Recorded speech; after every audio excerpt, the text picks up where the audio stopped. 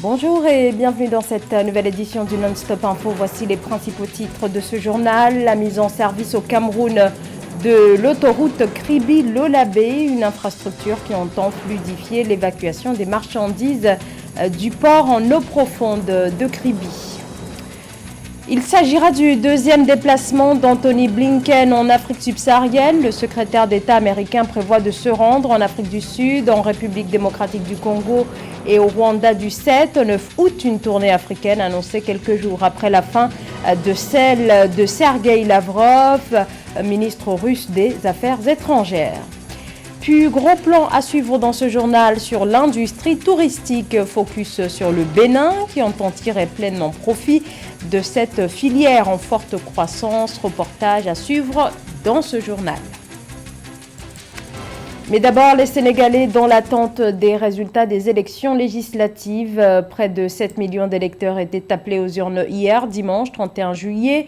Un scrutin ayant valeur de test avant l'élection présidentielle de février 2024. Mais d'ores et déjà, et avant la publication des résultats définitifs, le camp présidentiel revendique la victoire. L'opposition, elle, conteste. Après sa percée aux élections locales en janvier dernier, la principale coalition d'opposition, Yewwi Askanui, souhaite imposer une cohabitation au chef de l'État Macky Sall. La coalition formée autour du maire de Ziguinchor, Ousmane Sonko, et de l'ancien président Abdoulaye Wade arrivera-t-elle à arracher la majorité des députés à la mouvance au pouvoir Benno Bokk Yakaar? C'est toute la question. 8 listes s'affrontent pour renouveler les 165 sièges de l'Assemblée nationale dans un mode de scrutin à un seul tour. Aucun résultat définitif pour le moment. Mise en service de l'autoroute Kribi-Lolabé au Cameroun, un axe stratégique devant permettre de fluidifier l'évacuation des marchandises du port en eau profonde de Kribi. Cette infrastructure, c'est 38,5 km, le résultat d'une étroite collaboration entre la Chine et le gouvernement camerounais. Reportage signé Narcisse Oum.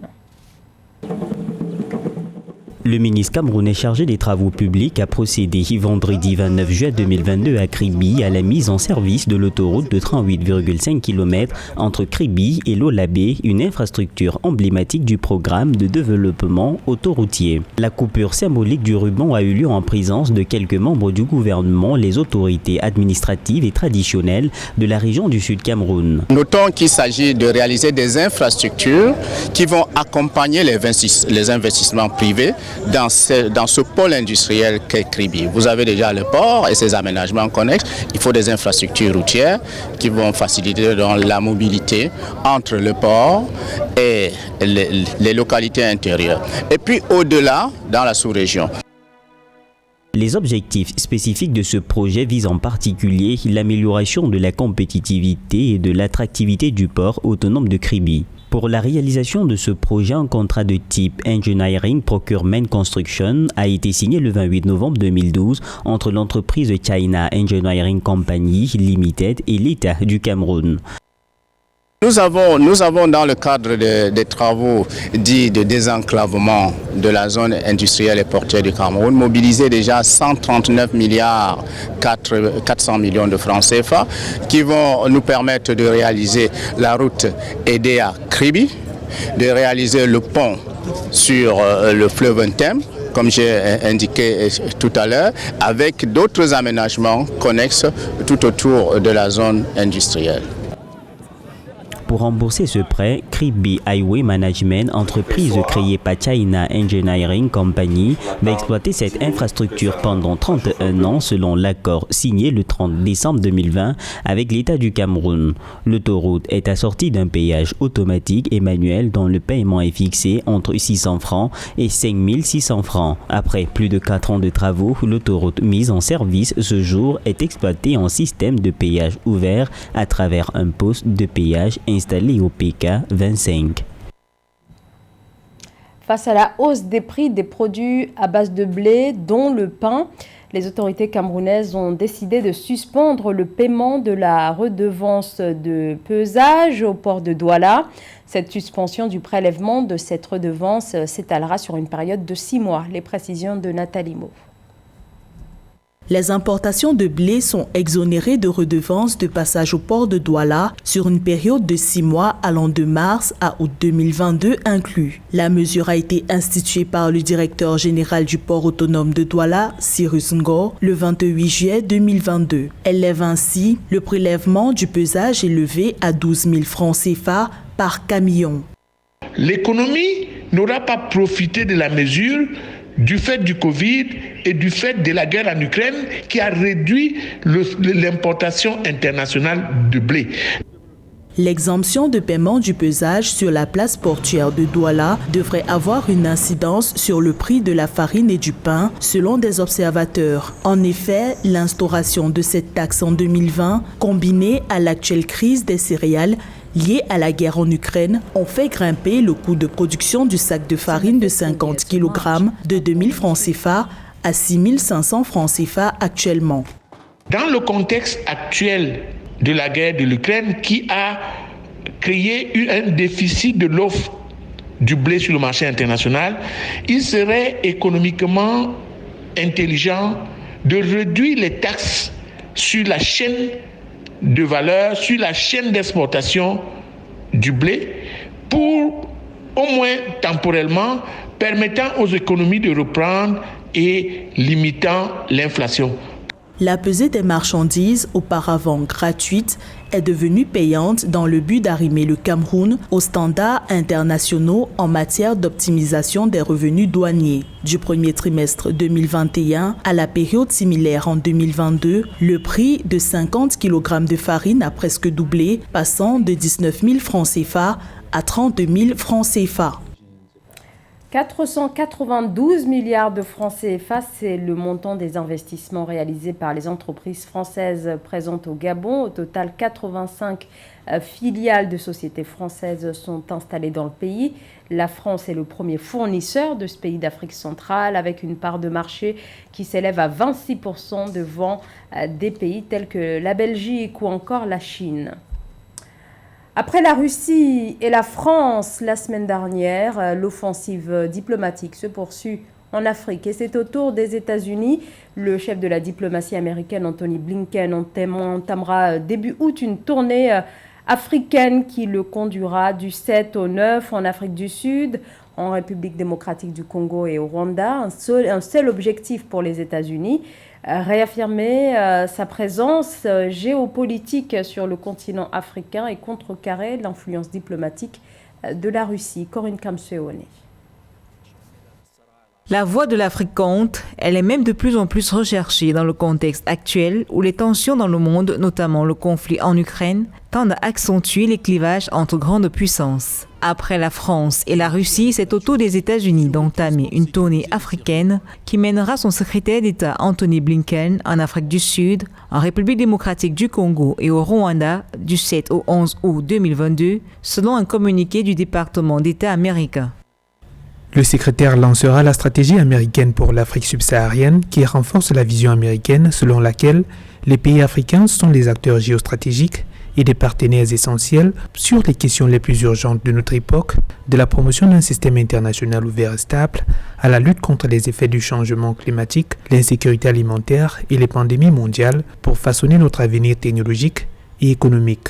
De façon générale, le continent africain entretient depuis de nombreuses décennies des rapports privilégiés avec les grandes puissances occidentales comme la France et les États-Unis et d'un autre côté avec la Chine, le Brésil ou encore la Russie dont l'influence tend à croître ces derniers mois. Tout de même, et du point de vue de certains observateurs, devant cette ruée sur le continent, les leaders en place devraient garder à l'esprit les priorités de développement et de sécurité essentielles pour la croissance durable de l'Afrique. Comment tirer profit de cela? Il faut deux choses. La première des choses, il faut que les Africains parlent d'une seule voix. Et parler d'une seule voix, c'est parler à travers l'Union africaine. Et deuxièmement, négocier des contrats qui peuvent promouvoir et améliorer les conditions de vie des populations. En Afrique du Sud, le secrétaire d'État américain Anthony Blinken s'efforcera de renforcer la coopération bilatérale avec un accent sur les effets du changement climatique, la sécurité alimentaire et les pandémies mondiales. La présidentielle de 2023 prévue en République démocratique du Congo, la question des violences à l'est du pays et la sécurité dans la région des Grands Lacs sont au menu de sa visite dans ce pays. Pour la dernière étape au Rwanda, la gouvernance, les questions de droits de l'homme et la sécurité transfrontalière vont meubler ces échanges avec les autorités rwandaises. En Algérie, le président de la République s'est exprimé samedi sur la question de l'introduction de l'enseignement de l'anglais dès le primaire. L'entrée de cette langue dans le cursus scolaire dès le cycle primaire a été actée en juin dernier. Une introduction qui, selon le président de la République Abdelmajid Tebboune, a été décidée sur la base d'une étude approfondie du projet. Mais cette introduction se fera à partir de quand? C'est la question qui se pose. Alors le chef de l'État table sur la prochaine rentrée, mais rien n'a été encore officialisé pour le moment. Pour rappel, en Algérie, l'anglais était jusqu'ici enseigné qu'à partir du collège.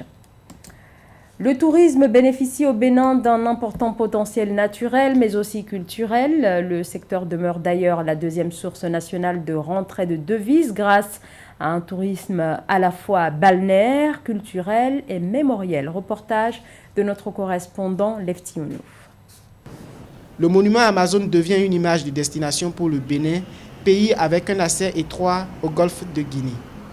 Érigée sur l'esplanade de l'Amazon située derrière le palais de la présidence, la statue Amazon mesure 30 mètres de hauteur.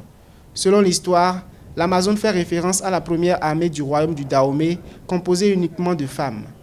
Dénommée Agodié ou Minon, l'Amazon constitue un corps créé sous le règne de Tassirangbe. Il a été restitué par le roi Guézo. Dans la perspective de promouvoir la destination Bénin, le président de la République Patrice Talon a inauguré samedi 30 juillet 2022 3 monuments, notamment l'édifice au dévoué, la statue Biogera et l'Amazon. À travers la statue Amazon, le gouvernement entend célébrer, valoriser et faire admirer la femme béninoise. Un hommage à elle, à ces femmes, à ces Amazones, ces statues, de toute beauté et de toute grâce, sera à nos yeux et à ceux de nos visiteurs le symbole de la femme béninoise. Le Bénin émerge dans une zone concurrentielle touristique en Afrique de l'Ouest, marquée par l'instauration de plusieurs espaces publics touristiques urbains dans certaines villes capitales africaines et d'offres touristiques. Les monuments Amazon, Biogera et l'édifice au dévoué révèlent entre autres du tourisme mémoriel, culturel et historique, ainsi que du loisir. Il faut féliciter quand même le gouvernement du Bénin. Ça va de leurs intérêts, de vouloir valoriser, de montrer à la face du monde ce qu'est le Bénin réellement, ce qu'est le Bénin et le Dahomey d'alors. Je les exhorte à aller plus de l'avant, au-delà du référentiel touristique que vous connaissez déjà, comme je viens de vous le dire. Il faut créer maintenant le produit touristique à ces référentiels touristiques, à ces émetteurs d'émotions, pour que nous puissions être en phase avec notre propre histoire et l'histoire de l'Afrique tout entière.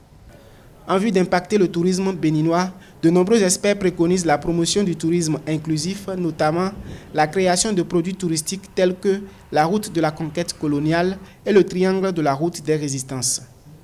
Dans l'objectif de repositionner le tourisme béninois comme deuxième pilier de l'économie du pays, le gouvernement œuvre pour la professionnalisation des acteurs du secteur. C'est la fin de ce journal. Merci de votre fidélité. Dans un instant, une nouvelle édition de l'actualité sur Africa 24.